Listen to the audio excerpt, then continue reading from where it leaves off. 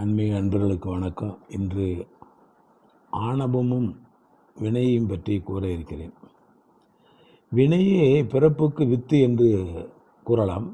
அவ்வாறாயின் நாம் அத்தகைய வினைகளை செய்ய காரணம் எப்படி வருகிறது என்றால், ஆன்மாக்கள் வினை வட்டம் என்னும் இழிந்த வாழ்வில் அழுந்துவதற்கு ஆணவம் என்ற ஒரு தீய பொருளே காரணமாகுது. ஆண்டவனோடு உயிர்களை சேர ஒட்டாமல் தடுத்து நிற்கும் மலங்கள்னா ஆணவம், கண்மை, மாயை. ஆணவம் முதன்மையானது. ஆணவம், கண்மம், மாயை. அதில் ஆணவம் முதன்மையானது.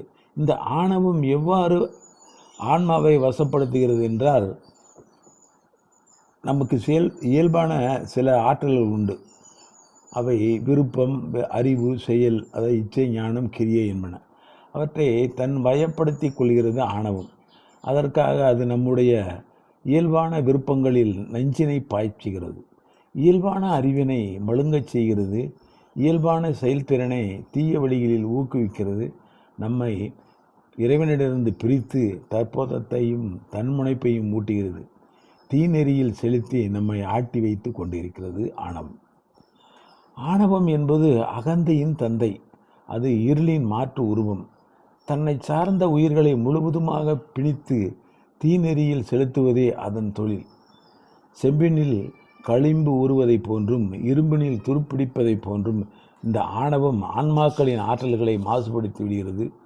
துருப்பிடித்த இரும்புக்கு காந்தத்தின் ஈர்ப்பு ஆற்றலுக்கும் செல்லும் அருகதை இல்லை என்றால், அதேபோல நான் என்ற அகந்தை களிம்பு மேலோங்கி இருக்கும் வரை உயிர்களாகிய நமக்கு மெய்ப்பொருள் பற்றிய அறிவு விளங்குவதில்லை.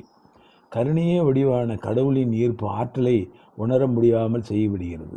அதனால் உயிர்கள் பேரின்பத்தை அடைய முடியாமல் தவிக்கின்றன. ஆணவத்தின் பிடியில் இருக்கத்தால் உயிர்கள் முனகுகின்றன, ஒளியை காண துடிக்கின்றன. அதன் வலிய பிடியிலிருந்து விடுவித்து உயிர்களாகிய நம்மை உய்விக்க விரும்புகிறான் இறைவன். இது தொன்று தட்டு வரும் நிகழ்ச்சி என்று கூறலாம்.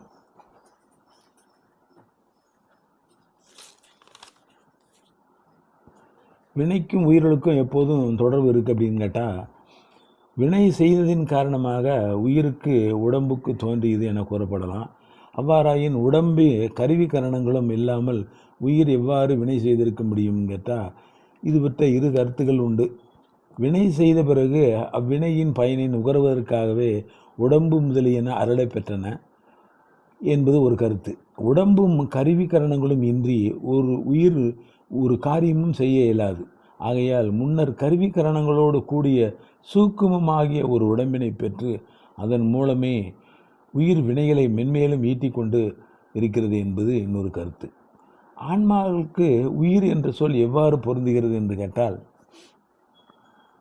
உய் என்ற சொல்லுக்கு மேல் நோக்கி முன்னேறுதல் என்று பொருள். அது வேர் சொல்லாக கொண்டதுதான் உயிர் என்ற சொல். உய்தல் என்னும் குணம் உடைமையால் தான் நாம் போன்ற அறிவு பொருள்களுக்கு உயிர்கள் என்பது காரண பெயராயிற்று. உயிர்கள் படிமுறையில் சிறிதாக உய்து அடைகிற பரிணாம வளர்ச்சியை 3 நிலைகளில் சிந்திப்பது சைவ சித்தாந்தம். அதை கேவலம் நிலை, சகல நிலை, சுத்த நிலை என்பன. அவற்றுள் கேவலம் என்பது தனி நிலை. அனாதி காலந்தொட்டே ஆன்மாக்களே ஆணவம் வஞ்சனையால் கவர்ந்து தன்வயப்படுத்தி வைத்துள்ளது. அந்த நிலையில் ஆன்மாவுக்கு ஆணவமே உடம்பாக உள்ளது.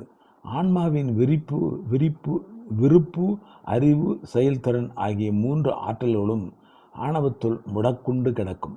அது ஒரு அவல நிலை. அதையே கேவல நிலை என்று சொல்லலாம்.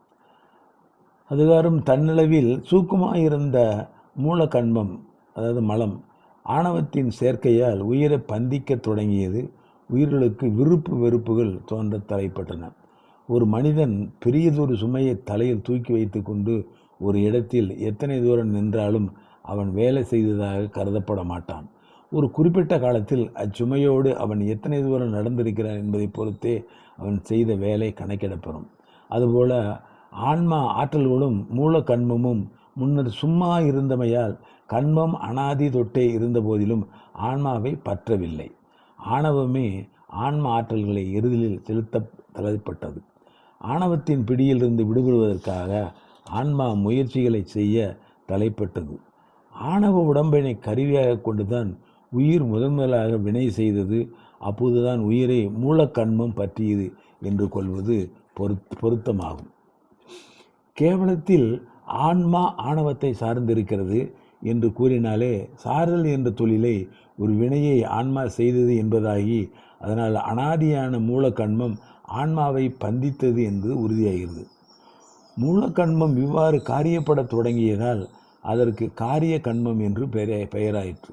எனவே மூலக்கண்மம் என்பது முன்பு இல்லாத ஒன்றாகவும் இப்பொழுது நடுவில் வந்ததாகவும் கூறுவது பொருந்தாது.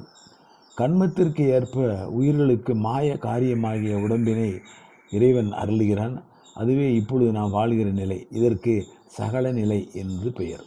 சூக்குமாய் இருந்த கண்மமும், அதாவது ஒளி வாயில்கள் 3 ஆக 6 அத்வாக்களின் வழியாக உயிரை பற்றி நின்ற தூள கண்மமாகி மனம், வாக்கு, காயம் என்ற 3னாலும் நல்வினை தீவினை என்ற இருவினைகளை செய்கிறது.